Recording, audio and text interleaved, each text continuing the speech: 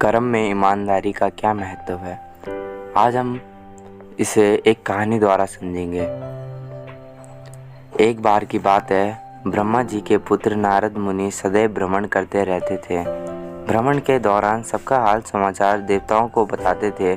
एक बार नारद जी वैकुंठ में भगवान विष्णु के पास पहुँचे।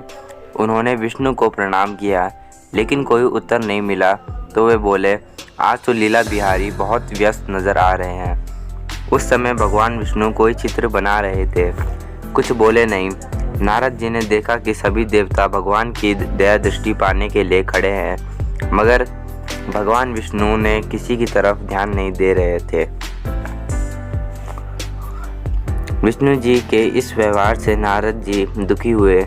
वे लक्ष्मी जी के पास पहुंचे और उनसे पूछा, माता प्रभु ये क्या कर रहे हैं? लक्ष्मी जी बोली, आज वह प्रातः से ये अपने एक भक्त का चित्र बना रहे हैं। कहते हैं कि वह नारद से भी बड़ा मेरा भक्त है। यह जानकर नारद जी को उस भक्त से ईर्ष्या हुई।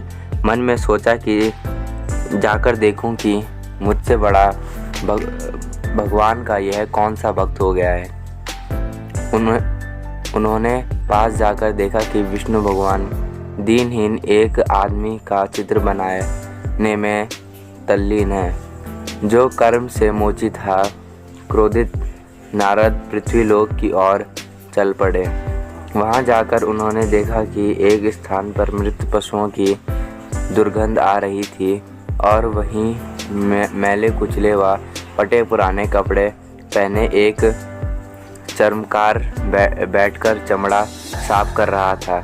उसे देखकर नारद सोचने लगे, तो यही वह व्यक्ति है जिसका चित्र भगवान इतने मगन होकर बना रहे थे। क्या है ये कभी भगवान ने मंदिर में भी गया है? क्या इसने कभी भगवान की पूजा की है? कहाँ इसका यह घृणित कर्म और कहाँ मेरे पुण्य कर्म?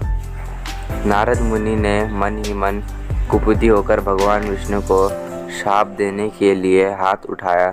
तभी लक्ष्मी जी वहां प्रकट हुई और उनका हाथ पकड़कर कहा, हे नारद, शाप देने से पहले उस चर्मकार की दिनचर्या का उपसंहार तो देख लीजिए।